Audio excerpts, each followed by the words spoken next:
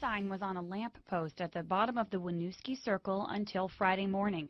It got there as part of Operation Bloom. It's a city program to keep its flower beds beautiful. If businesses do some gardening, they can post an advertisement where they do it. But the word bacon on the Sneakers Bistro sign started a discussion about diversity on the Winooski Front Porch Forum. It started with a post from one woman who wrote the sign was insensitive to those who do not consume pork.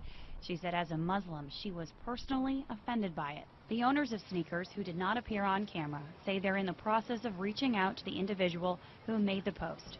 They've also taken the sign down. They say they regret any harm caused by the sign, and their goal was never to cause stress or bad feelings. The time has come to speak out on a subject that has been boiling, rather festering for some time. So let the responses, the accusations, those who will call me certain names be damned. It's time we let this comment out in the open and let it get the breath it deserves and has so long waited for. On to Dewey Tran's balcony in Webster, one thing is clear. It means a lot to me. He's talking about his American flag that he proudly put up when he moved in just a few days ago. But then an apartment manager here at the lodge on El Dorado told him he had to take it down. What really stunned me is that she said it's a threat towards the Muslim community. I mean, I'm not a threat towards nobody. We tried to ask a manager if that's exactly what was said, but she just handed us a statement. Okay, can I just ask you a couple questions? That's it, ma'am. I'm sorry. Just wanted to and called an officer to escort us off the property before we could press any further. The statement reads, quote, "While the lodge on El Dorado admires our residents' patriotism, we must enforce our property rules and guidelines. Such guidelines maintain the aesthetics of our apartment community and provide for the safety of all residents."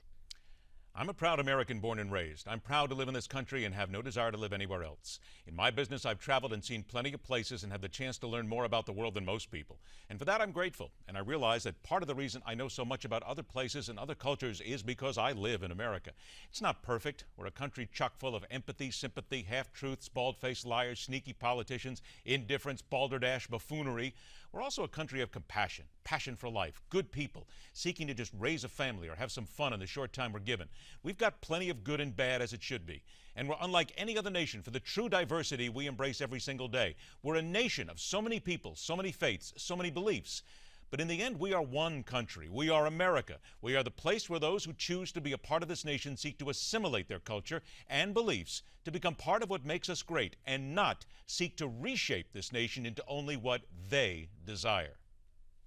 Clearly, justice was denied today. That pretty much sums up the feelings of many outside the Montgomery County Board of Education building following a vote on next year's calendar. Zainab Chowdhury is with the Council of American Islamic Relations. She says today's message was clear. The Board of Education doing everything in their power to make sure that the Muslim community is not given equal and fair rights. Next year, the Muslim holiday Eid falls on the same day as Yom Kippur, a day in which schools are closed. What Muslims hoped would happen is that the schools would be closed for their holidays as well as be listed next to the Jewish holidays on the calendar. But in the approved calendar, all religious mentions will be axed. So in the case of Christmas, all you will see is winter break. The fact that they would go as far as to remove the Christian holidays and the Jewish holidays from the calendar, which is not something that we were asking for, it really shows that they would do anything in their power to prevent justice from being served for the Muslim community here. This is a land where no one group gets to dictate life to others, where everyone should have respect for everybody else and allow them to live their life as they see fit.